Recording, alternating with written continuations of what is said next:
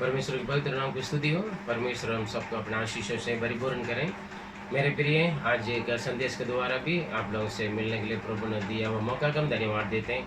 आप लोग भी प्रार्थना के साथ और पूरा मन लगाकर इस संदेश को सुन लीजिए और प्रार्थना के साथ रहिए और इसके साथ दिया हुआ रेफरेंस वर्ड को भी आप लोग बाद में मनन करके दोबारा इसको सुनने के लिए कोशिश कीजिए, दूसरों को भी बता दीजिए। अगर आपकी तरफ से कुछ सलाह होगा तो भी ज़रूर हमें आप बता सकते हैं कमेंट के द्वारा। आज के संदेश का हेडिंग हम देखेंगे, मन का आनंद। मन का आनंद, क्यों हम आनंद रहना, हमारा मन में आनंद रहना है ना, हमारे मन, हमारे हृदय से है ना, हमारे मन से हम आनंद रहना है। क्यों? 4 प्रकार के आशीष हैं और 4 प्रकार के नुकसान है उसमें। अगर वो नहीं है तो 4 प्रकार के नुकसान। अगर हम मन में आनंद रहेंगे तो 4 प्रकार के फायदा क्या है। अगर मन में आनंद नहीं होगा तो 4 प्रकार के नुकसान क्या है करके हम देखेंगे। आइए हम पढ़ें नीति वचन 15 उसके 13।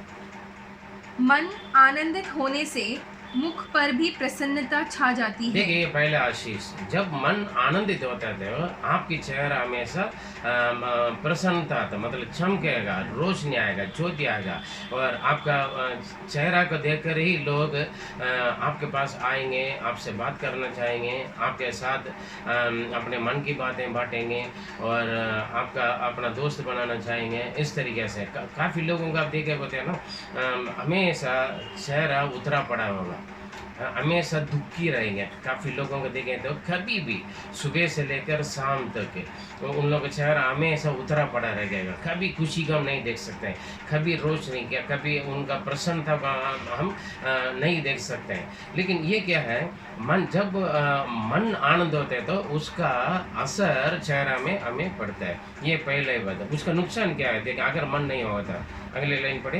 परंतु मन के दुख होने से आत्मा निराश होती है। देखिए, मन अगर दुख रखेगा तो, और दूसरा लैंग्वेज में क्या है, मन आत्मा टूट जाएगा, मतलब आत्मा निराश हो जाएगा।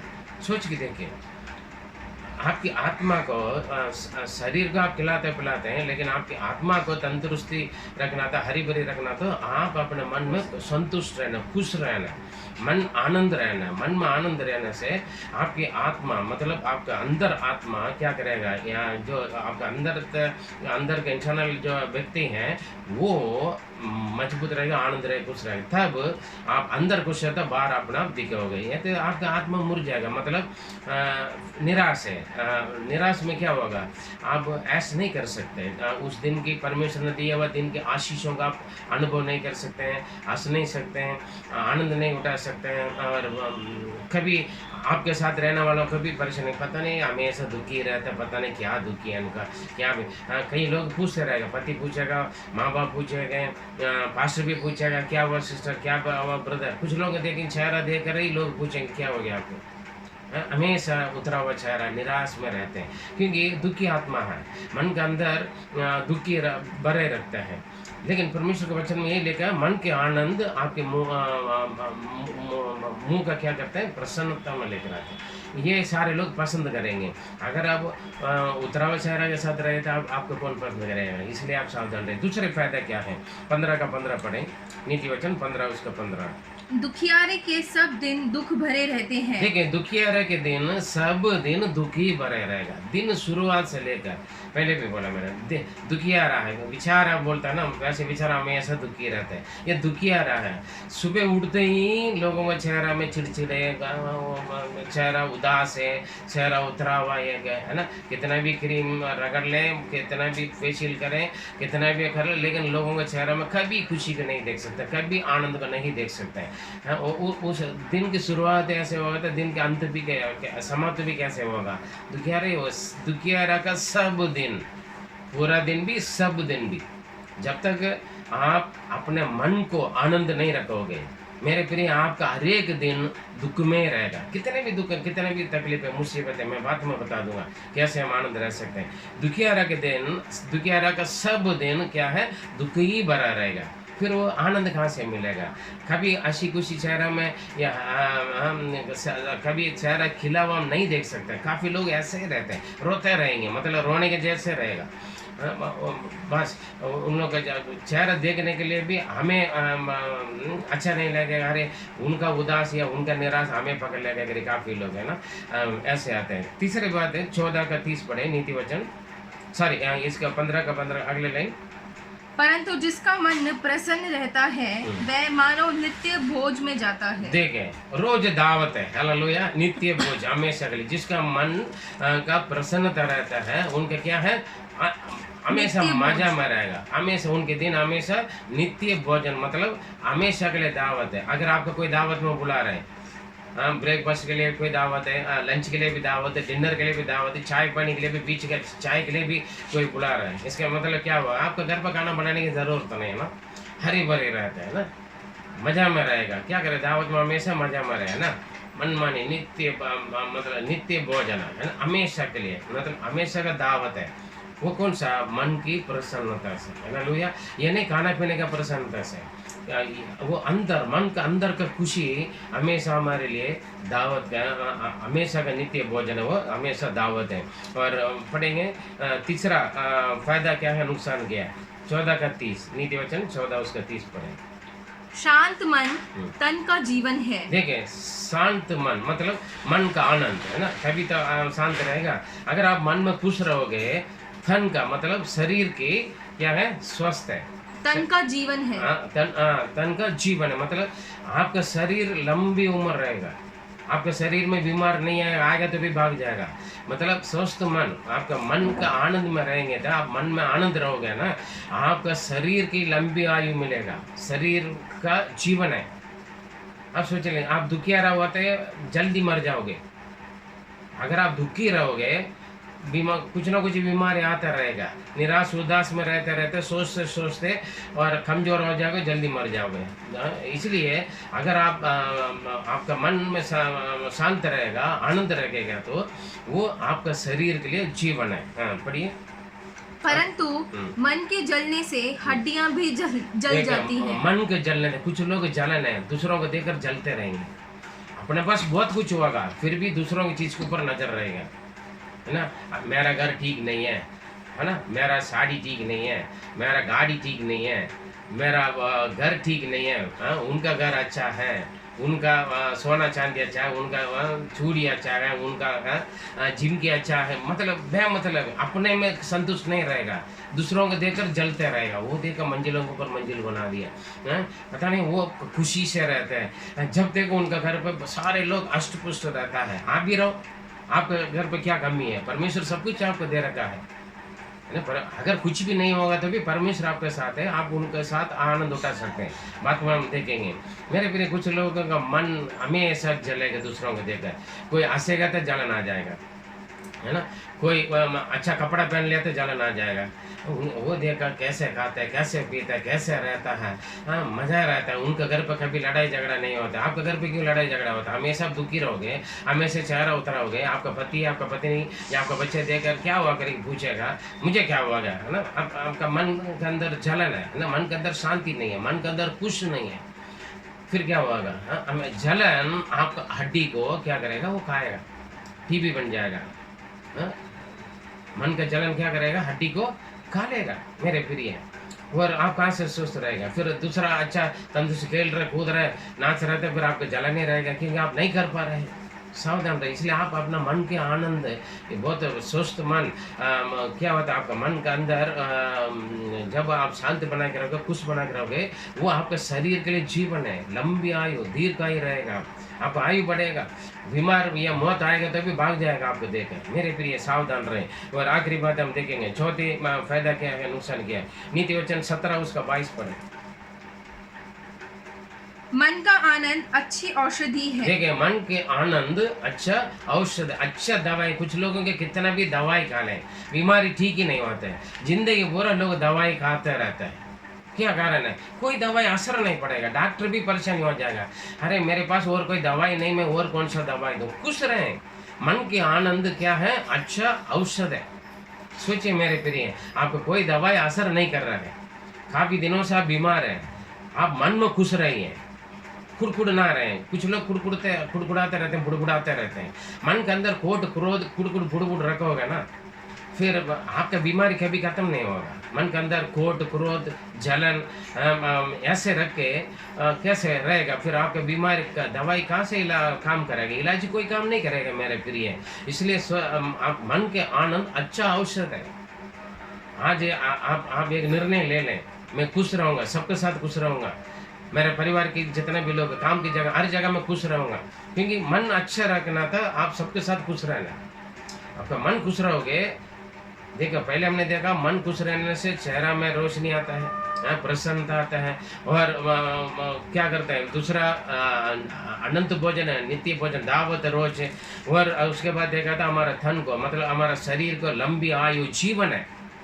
जीवन मतलब जान है, वही है। मन का आनंद हमारे शरीर को दृढ़ करते हैं। निराश होने वाले बंदा उठकर चलेगा नहीं, कोई कुछ नहीं करेगा, बाहर नहीं जाएगा, खाने के लिए मन नहीं करेगा, कुछ पीने के लिए, किसी से मिलने के लिए मन नहीं करेगा, ठीक है, फिर अपना बीमारी मरीज बन जाएगा। लेकिन उस ऐसे मरीजों के लिए क्या है? मन के आनंद अच्छा औषध है। और पढ़िए, नुकसान कौन सा है? परंतु मन के जलने से हड्डियां भी जल जाती हैं। यहाँ पर जो टूटे मन के जलने से, या तो दुखी आत्मा से क्या होता है? दुखी मन से दुखियारा का हड्डी जल जाती है, गल जाता है, पिघल जाएगा, कितना भी मजबूत होता है। काफी लोगों की हड्डी क्यों गल जाता है?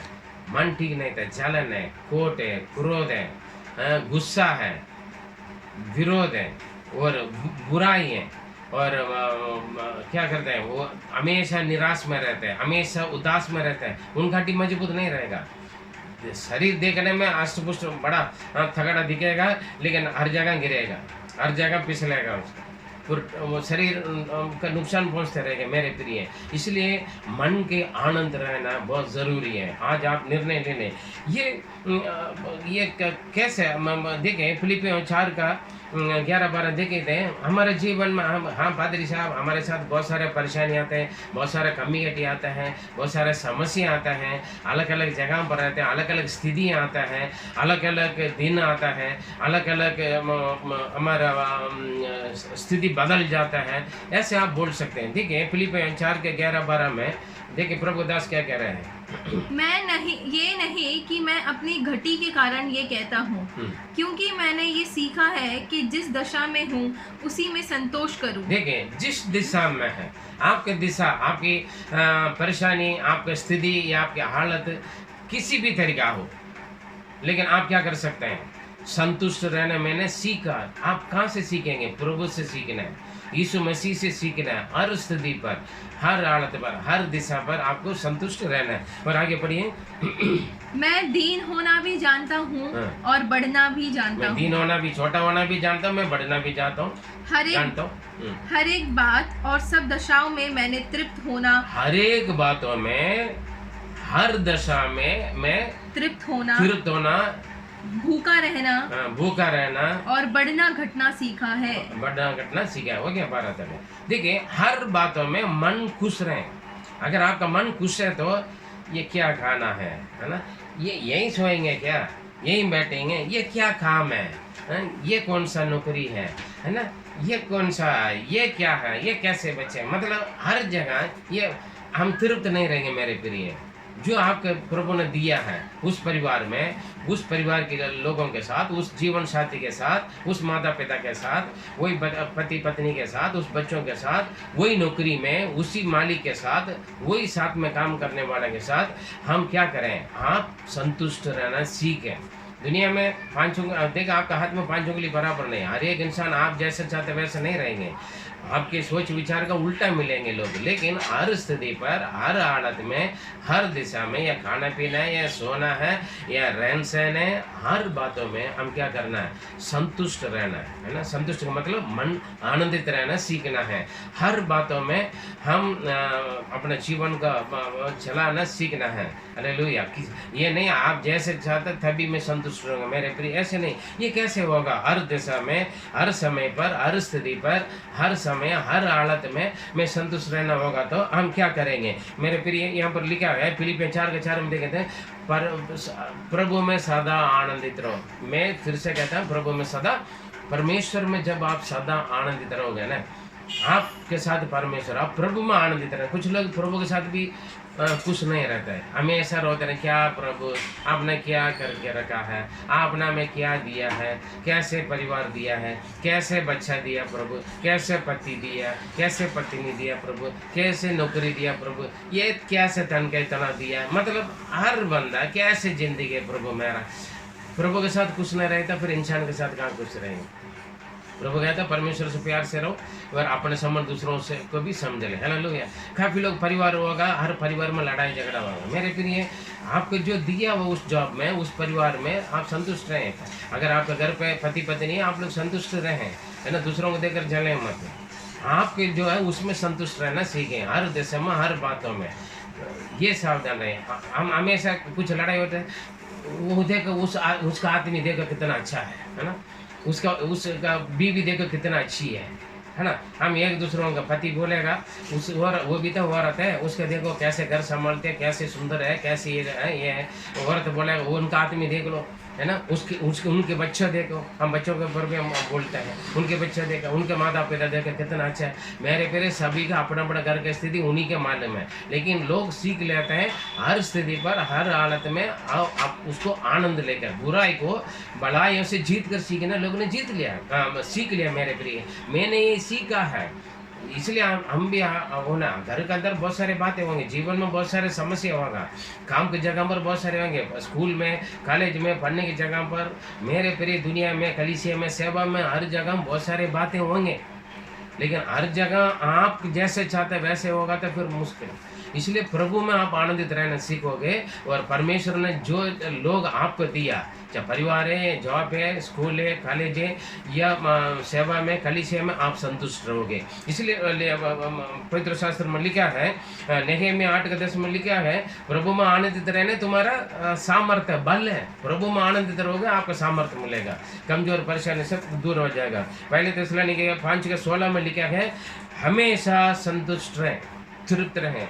और रोमियो 12:18 में लिखा है, जितना हो सकता है उतना हर मनुष्य के साथ मेल मिलाप के साथ रहें, संतुष्ट रहें। मेरे प्रिय, परिवार में पति पत्नी के साथ, अगर आपके घर पर माँ बाप है या सास ससुर है, अपना माता पिता समझ कर, या बहू हो या दामाद हो, अगर आपके घर पर बुजुर्ग है, उनके साथ बैठकर आप बातचीत करें, चाय पी लें, बैठकर दुआ करें, फैमिली प्रेयर करें, सब बैठकर प्रार्थना करें, प्रभु में आनंदित रहो। और प्रभु ने आपके साथ जो दिया है, बच्चों के साथ बैठें, बातचीत करें। अगर खाना खा रहे हैं, टीवी बंद कर दीजिए, प्रार्थना चल रहे हैं, सारे लोग बैठकर प्रार्थना करें। हो मेरे को कुछ भी हो, आधा घंटा 1 घंटा समय नियुक्त कर लीजिए, वहाँ पर बैठें, आपस में एक दूसरे में बातचीत करें। कई घरों में देखें जवान लोग अपना मजा में रहेंगे, काफ़ी लोग फ़ोन में लगे रहेंगे। काफ़ी लोग, मैं कई बार बोल चुके हैं, फ़ोन के बिना लोग रहता नहीं है।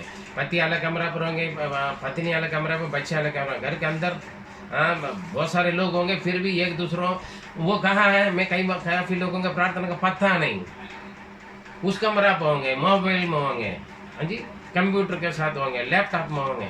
कम से कम दिन में कुछ घंटे आप अपना परिवार के लिए निकाल लीजिए। कुछ लोग, जवान लोग इकट्ठा हो जाएंगे, बुजुर्गों का क्या करते हैं, बुजुर्ग पड़े रहेगा, बस नाम के लिए, जैसे कुत्ता का कुछ खाना पीना दे दिया वैसे लेकर आके समय पर रखेंगे, ले खा ले, है ना, अपना मजा में। कोई बीमार वाला होगा, बीमारियों के साथ प्यार कर लीजिए, कोई भी हो। कुछ जगह पर देखें, बच्चे गली में घूमते रहेगा, ना सिर पर तेल होंगे, ना बाल बनाएंगे, ना स्कूल जाएंगे। बच्चा कहीं पर भी, बच्चे कहाँ है पता नहीं, कहीं होगा, खेल लेंगे, सुबह गया शाम का आया पता नहीं। काफ़ी लोग जमावरी नहीं है। मेरे प्रिय, परिवार के साथ प्यार बनकर एक बंधन में रहें, प्यार के बंधन हो, और एक दूसरे में बात करें। अगर कुछ कमी होगा, किसी से नाराज है, दौरानी जटानी या नंदे, जो कोई भी या भाई बहन है, किसी के से देकर आप चिड़ो मत, मिलजुल कर रहे हैं। एक परिवार के अंदर एक सत्य में आपको रखा, तो परिवार के अंदर रहने वाले सब पति पत्नी, माँ बाप, बच्चे, सास ससुर, कोई भी है, बुजुर्ग छोटा जवान, बच्चे, सभी लोग मिलकर करें, संतुष्ट रहें हर स्थिति पर, किसी की कमी ना निकालें, उनके लिए दुआ करें, उत्साहित करें, बातचीत करें। अगर कोई बीमार है तो उनके साथ प्यार से बात करें, उनके संग समय बिताएं, उनके लिए दुआ करें, परमेश्वर आपको आशीष देगा जरूर। क्या पता आप कब बीमार पड़े आपको नहीं मालूम है। आज आप जवान है, बुजुर्गों को आप इनकार कर रहे तो मेरे पर इंसल्ट कर रहे हैं। आप एक दिन बूढ़े हो जाएंगे, बुढ़िया हो जाओगे आप। आज आप बहू है तो एक दिन आप सास बन जाओगे, आज आप दामाद है एक दिन ससुर बन जाओगे। उस वक्त जो आपने किए वही आपके साथ किया जाएगा, आपके बच्चे करेंगे। सावधान रहिए। इसलिए बुजुर्गों के साथ अच्छा रहें, और बीमार मरीज वाला होगा तो उनके साथ अच्छा रहिए। सबके साथ संतुष्ट रहें हर स्थिति पर। घर पे है या नहीं, खाना पीना हो या ना हो, नए नए कपड़ा लोग ले रहे, पड़ोसी की देखकर आप जलो मत, उनके पास जो है वो कर रहे हैं। आपके लिए जो परमेश्वर ने जो दिया है उन लोगों के साथ, उस जीवन में, उस स्थिति पर, उस कमाई पर, उस नौकरी पर, उस पति पत्नी के साथ, उस माँ बाप बच्चों के साथ, उस सास ससुर के साथ, उस आपका सेवकाई के साथ, उस कलीसिया के साथ आप संतुष्ट रहिए, और आप परमेश्वर में संतुष्ट रहें, दूसरों के साथ भी संतुष्ट रहें। ये कैसे होगा? पादरी साहब बोलेंगे फिलिपियन 4:13 में लगा, जो मुझे सामर्थ्य है तो उनके द्वारा मैं सब कुछ कर सकता हूँ। अगर आप प्रभु के साथ है तो हर स्थिति पर, हर हालत में, हर एक लोगों के साथ, हर स्थिति पर आपका दिशा कैसे भी आप आनंदित रह सकते हैं, आपका मन खुश रहता है। मेरे प्रिय आप देखिए, मन का आनंदित रहना क्या भला है या क्या नुकसान करेगी, अच्छी तरह आपने मैंने समझा दिया है पवित्र आत्मा वचन के द्वारा, पवित्र आत्मा के द्वारा। आप बार बार इस संदेश को सुन लीजिए, आपका आएगा। आप अपने आप को खुश रखने के लिए कोशिश करें। आप कोशिश नहीं कर पाओ आप कोशिश में खुश नहीं हो, आप प्रभु में आनंदित रहें, खुश रहें, तब आप अपना खुश रहोगे। काफ़ी लोग ऐसे दिखाते हैं नाम के लिए करेंगे ना, मुस्कुरा के दिखाएंगे, बड़ी मुश्किल से मुस्कुराने के लिए कोशिश करते हैं लोग। वो 1 सेकंड के लिए आ गया तो कुछ समय के लिए, फिर उसके बाद वही है ना, वही चेहरा उतरा है, वही बात है। ऐसा नहीं, जब मन आनंदित रहेगा हमेशा, दुख में भी, सुख में भी, परेशानी भी, नुकसान में भी, मौत में भी, मतलब कितना भारी नुकसान में भी, बर्बाद में भी आनंदित रहें, क्योंकि मेरा प्रभु मेरे साथ है। हालेलुया। अगर प्रभु में आप आनंदित रहोगे तो प्रभु के स्वरूप में बनाया हुआ सारे मनुष्यों के साथ, घर वाले, बाहर वाले, सभी के साथ आप संतुष्ट रहें। हालेलुया।